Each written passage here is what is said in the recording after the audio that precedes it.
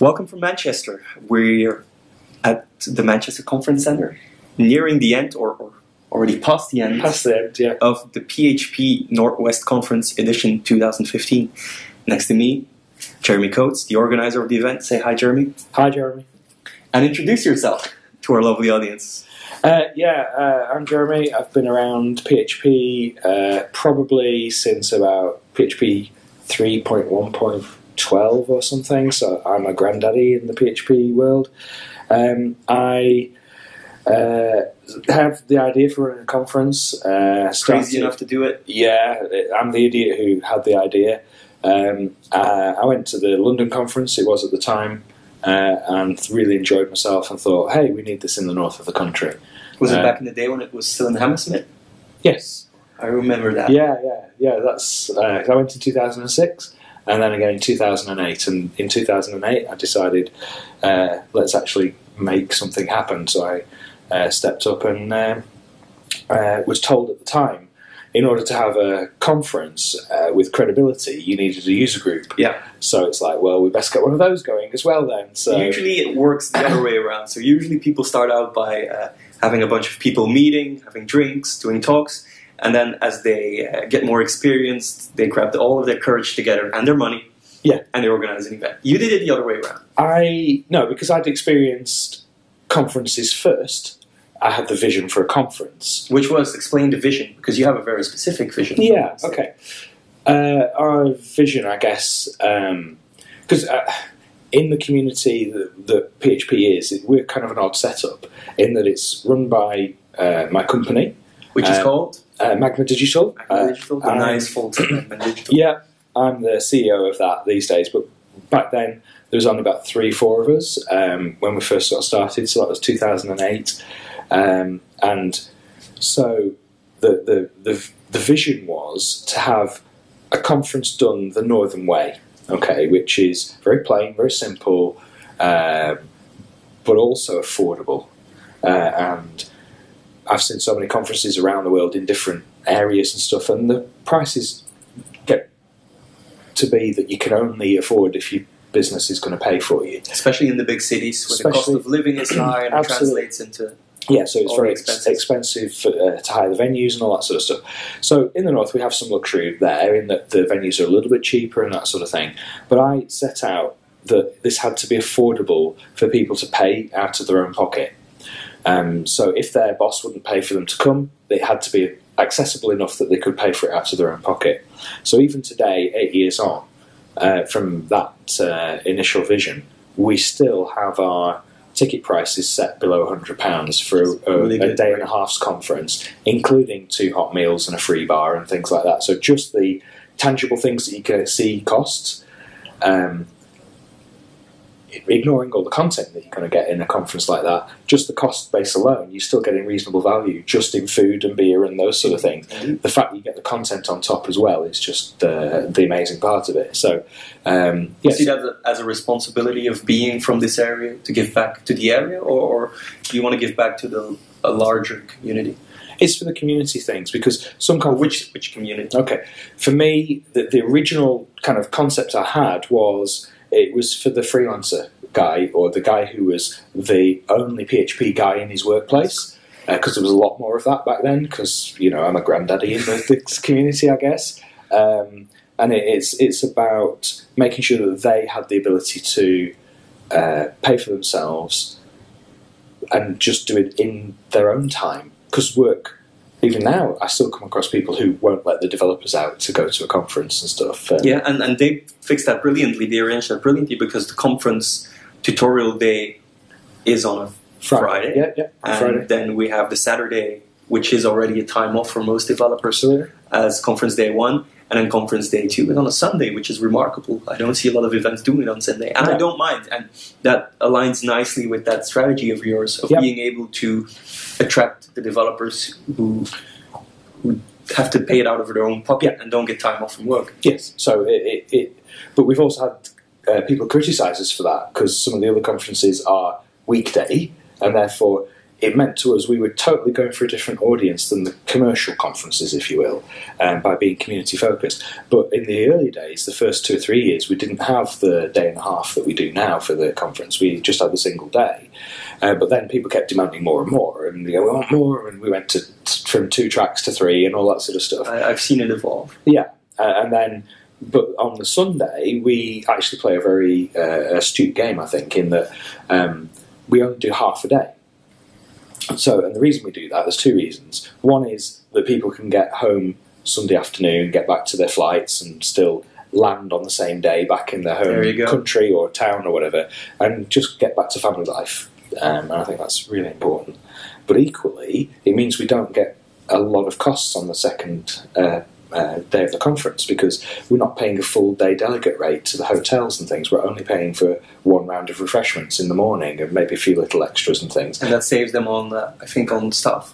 Absolutely. It's being the main expense, I guess. Yeah, but also we're not getting charged for meals and things like that because people are getting away and off to travel. Absolutely. So you get an extra 9 talks, or 10 including a keynote to close with, for very little additional cost to the actual running of the whole conference. So it's something that we've no plans to change, because it's a model that's really worked for the last 4 or 5 years like that. Absolutely. So you've been in the game for a while now. This was your 8th? Yeah, this is our 8th edition.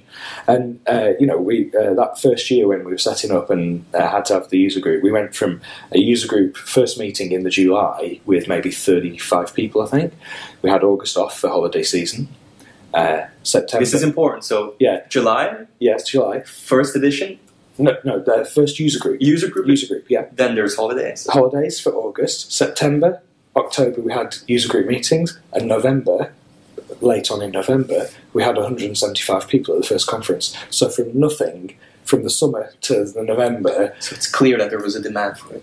I think we hit the market at exactly the right time. And did people approach you for that? We just got the word out.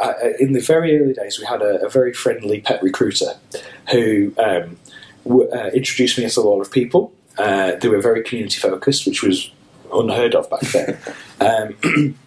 And they actually broke all their rules and put on the footer of their emails out to every manager that they were in contact with over that period. And so they hit 600 managers with, hey, we're supporting the community and all this sort of stuff. And so they did a whole bunch of broadcast marketing for us, which was brilliant. And, we got a lot of inquiries from that. And we actually had to cap it, and we sold out first year and things like that. And we've pretty much sold out every year since. So. That's a very nice thing to see, and very comforting to see that the PHP community is stable and even growing.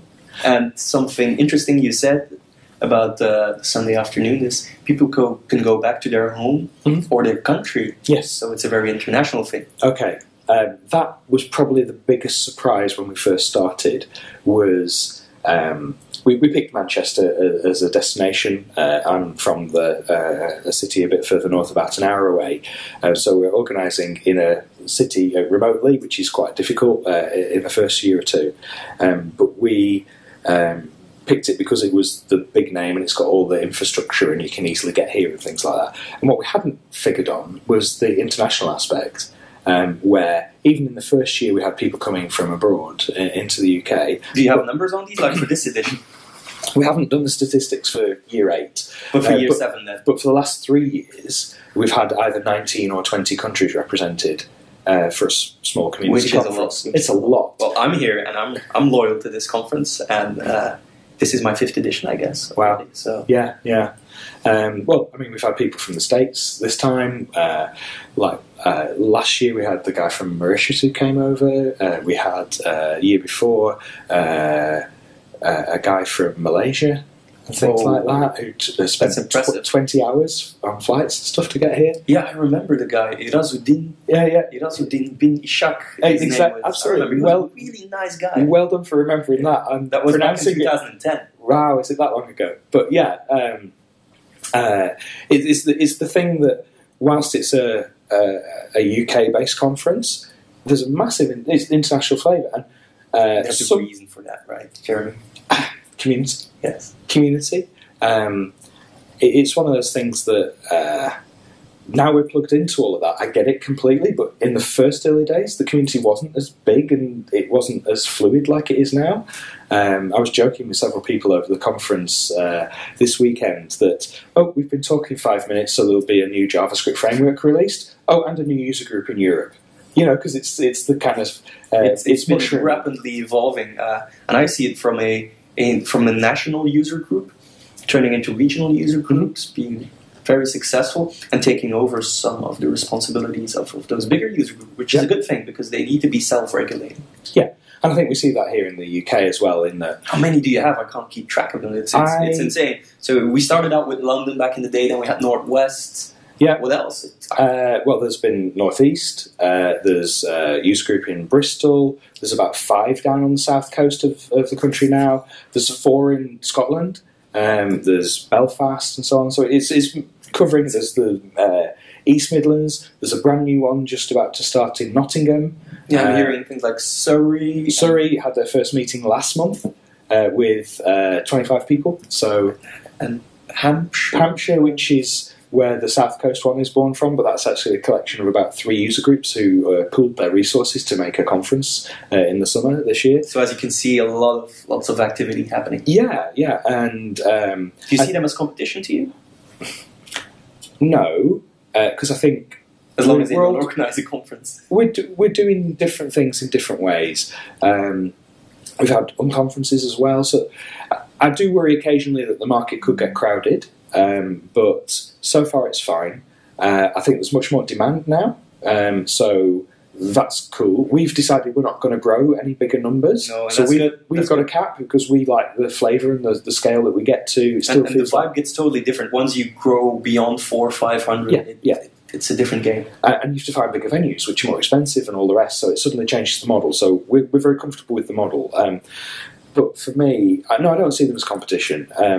The only competition that there is, I suppose, is a kind of a pretend one, I guess, between Raphael Doms and myself, where we're kind of trying to work out how many user groups we've been influential in creating, or conferences and things like that. He's a little bit ahead of me, just a dick sizing competition, I guess, right? Kind of, yeah. Let's not go there, but it's one of those things that it's all done in fun and Jess, he's a good guy. He's a good guy, absolutely, yeah. But I think I was talking to some people at the conference this weekend and saying, 8 years in, we're starting to forget some of the early stories. And so I'm thinking that we might go and do some work with a local university for the students and things and help them get a project together that they can map the history and the influence of a conference like this. Because I've seen it evolve. I remember back in the day when a good friend of mine, Felix de Vlieger, used to work with me, and he said, Thijs, I'm going to a conference in Manchester, and I'm invited to speak at a panel. Like, okay, cool, wow. Yeah. You reached that level yet? Yeah. Amazing. And then I remember, and I was eternally grateful for that back in 2010, that I got selected at day 2, Sunday, at the mosque. Yes. At the Museum of Science and Industry, yeah. And I grabbed my chance with both hands and went for it. And ever since... Was that your first... It wasn't my first, Amsterdam. Okay, but your first international one? Well, international. Yeah. The Netherlands is not Belgium, so BC was my first one. Okay, fine. But it was the first one with a different kind of crowd. Yeah. There was a stretch of sea in between, right? Yeah. And it was absolutely brilliant. And the UK crowd has been so welcoming of me. Yeah. And ever since, I say that hand on heart, UK is my favorite crowd. Cool. So whenever I get accepted to either PHP North West, Northeast, or PHP UK, I'm always excited. Yeah. And South Coast, I think, because the Northeast. I've been there, but maybe I should put it on my list and have a look at what these people do. Because the Northeast one is kind of retired. It did 2 years, and that's all they said. I was their keynote speaker at their first edition. Yeah, you were. Nerve-wracking for me in the beginning, especially since my good friend Rowan Meerwood did the opening, and he smashed it. There's no way I could top this. But I believe I did a reasonable job. Join-in ratings showed me I did a look at the evidence. But I mean, I guess to answer your question about competition, no. I think the thing that I take away is I class myself, as I mentioned, like a bit of a grandfather in the community. Yeah, at some level, I've got enough grey hair anyway to adopt that. Grey hair doesn't mean a thing. Look at absolutely, yeah. But is that I think the sharing that goes on in the community between user group organisers and conference organisers. I think it's great. Obviously, PHP Benelux. Of course, you guys have been involved. You've been very influential toward us. I remember our very first event. Well, I have to say, PHP Benelux was founded and on the premise of organising a conference because it came out of PHP Belgium and the ashes of the Dutch PHP user group, and we united and organised something. And you were there. I remember you. I hadn't seen you before. You were hanging out at the hallway while we were making the goodie bags. I'm like, who's this guy? And you gave us advice, you gave us tips, and we always looked at PHP North West as a sort of source of inspiration, and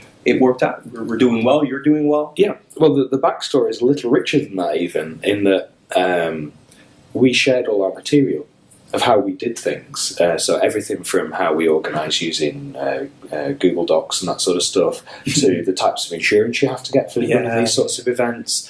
And we just did the open source thing and just went, there you go, take what's useful. And we're doing it now with other events. Exactly. And so for me, it's not competition, it's the opposite entirely. Well, I don't see it as competition, but I wanted to ask the question if you see it as competition. No, I guess I have proud father moments, where I see that we've influenced something and inspired people, I guess, and then I just take a little bit of pride and go, hey, I helped, and I think that's probably a big thing that motivates me. So this weekend, there's rumours about one of the user groups in Ireland, Belfast, about potentially we might look to organise. So the first thing I did is said, okay, let's have a Skype call. Let's actually, I'll bend your ear for a few hours and take you through all the process and things.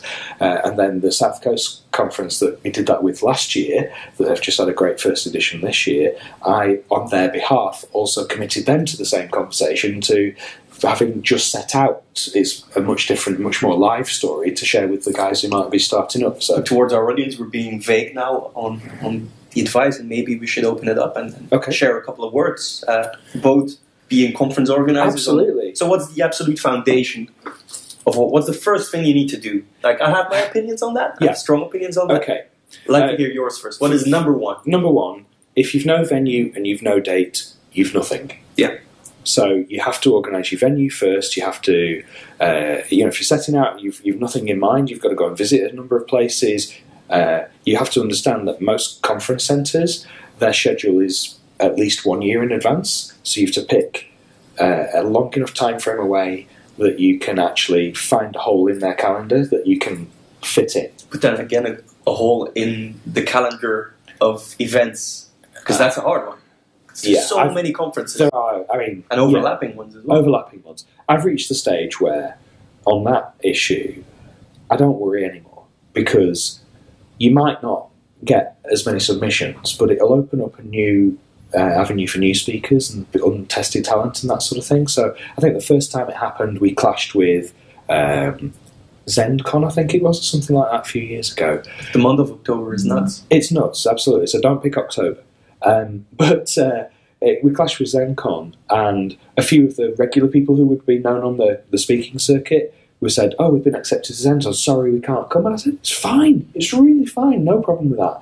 It just creates a space for the next generation to come in behind you and explore, and it was a brilliant conference, and some new talent's been found, and off they go. That's a responsibility, I guess, and also local talent, I guess. We try and keep in our call for paper process an eye on local talent or unknown talent, maybe from outside our traditional community, to bring people in. So roughly about 20% is my marker, where it's fresh. Good number. Because we've got the Saturday and the Sunday, anything that's perhaps slightly unknown and therefore is a little bit of risk from a conference organiser's point of view, Sunday is the prime opportunity for that. Because it was my opportunity. Absolutely. But look at where you've got now. It's going well. Then. 135 talks. Wow. Ever since. You're a robot. But I've done some before that. Yeah, of course. But so no, I think without a venue, you've got nothing. So make sure that you get on well with the conference centre staff and all those sorts of things. It's absolutely and that they coach you a bit, because if you organise an event for the first time, you're very inexperienced and maybe unaware of what the numbers mean to you. And I remember the first year we did our event at the venue we're still at, for the 7th edition. They said, don't worry, the first couple of years will be hard.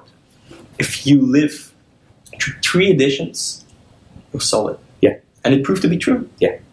Yeah, and I think, I look back to the mistakes we made in the early years to where we are now, where it's almost just process-driven. It's not... People say, it must take a lot of effort. Yes, it takes a lot of effort and manpower. But it's a repetitive thing because, not tedious, but it's repetitive. It's rinse and repeat. You take what you've done last year, you iterate on it, you tweak a few things, but the core remains the same. Well, I noticed that there's a slight danger in it because you know what lies ahead of you, that you start out later. What I'm doing. Yep. Sorry to say that. As of this week, I'm in full-on PHP Benelux mode again. Yeah. But normally I do this in August. Yeah. We were late this year with pretty much everything.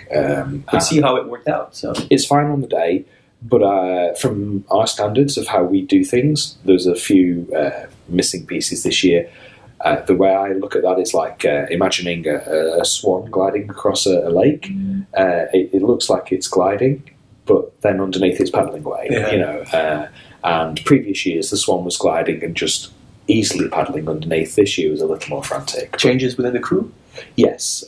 So that takes away experience then, I guess. Organisational memory and those sort of things where, but they've now got a year's experience. So we'll have a debrief in the next couple of weeks and kind of map all that out. And they're probably super motivated now after being... Yeah.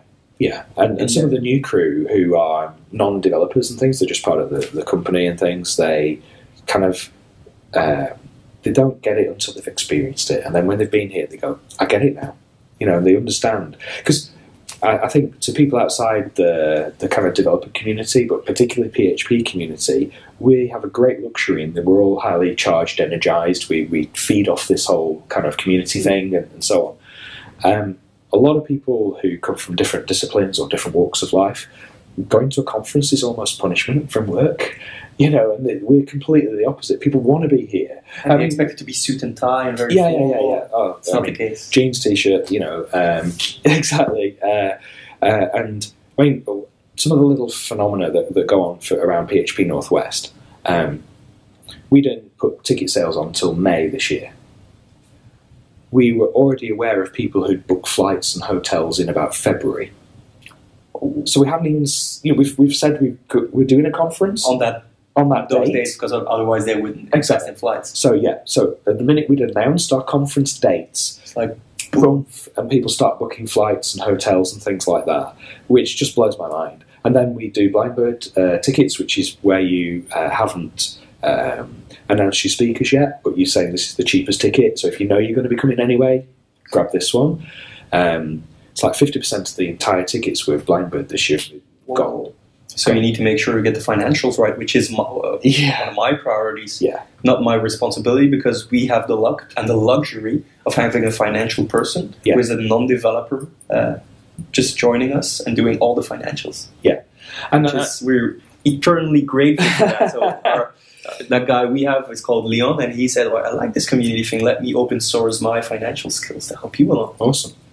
And the numbers matter. So you probably figured that out in advance, that you're not going to leave big debt behind when selling 50% on Blindbird. Yeah, I think every year we tweak that a little bit. But I mean, in the early days, we didn't know if we were... The first year, you just don't know if you're going to make your budget or which anything. Is scary. Yeah, and so we call it brinkmanship. You just have to hold out. But you have to be prepared to have a plan B if you don't make your numbers, because your costs will still remain the same. So you've got to pay the hotel, you've got to do, or the conference centre or whatever. So you've got some fixed costs that you can't back away from. So one of the tricks that we even do now is when we book this venue, the Manchester Conference Centre, we only commit to 250 delegates on the contract.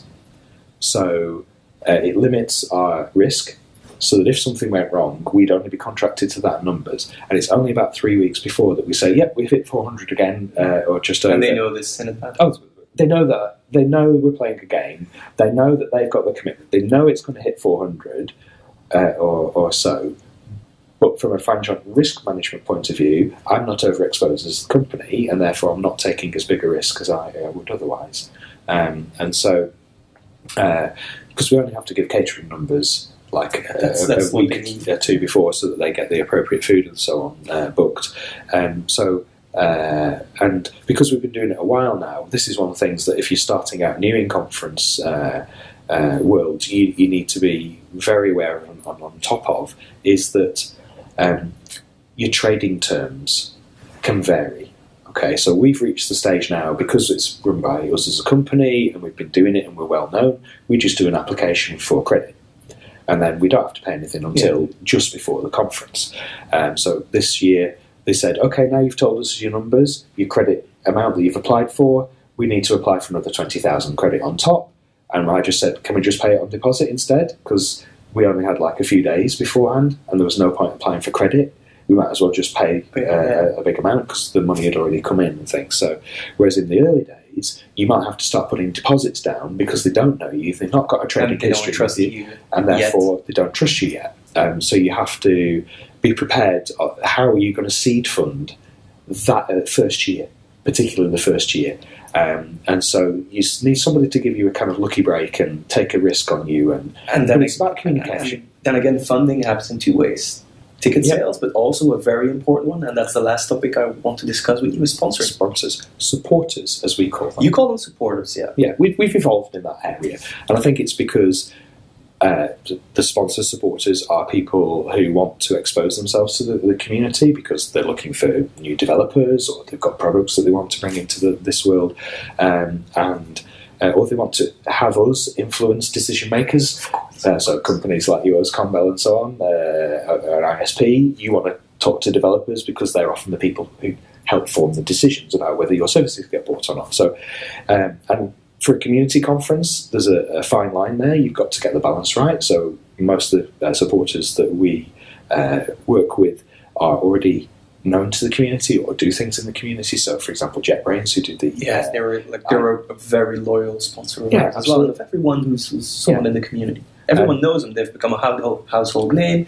Their PHP Storm product is used by nearly everyone. So that's actually a good community management in action. Absolutely. And more localised than that, we've had a great privilege the last few years here of having UK Fast as the platinum sponsor. Even I noticed that as I've been coming to this event for a number of years, and I always notice, UK Fast again. And that's in my mind. That's now top of mind. Yeah. So that's advertising. It's how it works. It's marketing, I guess. And UK Fast are a local ISP here in Manchester, a kind of family-run firm and things, but they're quite big and so on. And they've supported for the last 4 years at the platinum level, which is our top level of sponsorship. Which is great because I don't see a lot of companies sticking with the same, or a lot of conferences sticking with the same platinum sponsor, because it is an investment. Yeah, absolutely. It's an investment. And marketing budgets are down all over the place. But for them, it's not a marketing budget thing. For them, it's a community engagement thing. And so one of the things they've done the last few years is just show videos, their kind of sponsor slot. They get a short slot at the end of the first day of the conference. And they just show some videos about, hey, this is what we're doing as a company. And so they've talked about code clubs and things like that, so where they're engaging and really making a difference. So to me, it's not... That's why we call them supporters and not a sponsor, because it's not a transactional thing anymore. It's actually, look, we're doing stuff in the community, come and help us, we'll help you. It's commercial, but it's actually all good stuff, and it's quite altruistic, I think. And so, we celebrate that, and there's other things happen outside of the conference because of these conversations and things. So, I'm responsible for the sponsoring of PHP Benelux, and it used to be hard. It's becoming increasingly easier, because we try to figure out in advance what the return can be for those companies. Yes. And we as a conference no longer do the traditional booths. We love the booths because they create a sort of one-to-one conversation. Yeah. But we literally force all sponsors / supporters to have some sort of attraction. Uh-huh. And I see that some of your supporters have done this as well. Yeah. During the social, there was lots of things happening there. So that's a good way of having a sort of... you have businessy people, you have deaf people, and having a conversation between both is hard over... Well, you can do it over beer, you can use games to break down those barriers. Yeah. But talk about similar things. Talk about tech, talk about life, talk your people. If you're entertained, if you have something to drink, that eases the conversation. Yeah, and it's facilitation, I guess, is what I would say. So PHP North West is... kind of a little bit famous for its kind of free bar and things on the social night on the Saturday. And free bars have kind of got a bad rep in some places in the world now. But it seems all good here. Everyone's disciplined. It's a good vibe. And I think as the organisers, you kind of set the tone there, and we actually use a mechanism to try and make that a sensible event. So you'll see this badge kind of swinging about here. These are the conference badges that we do.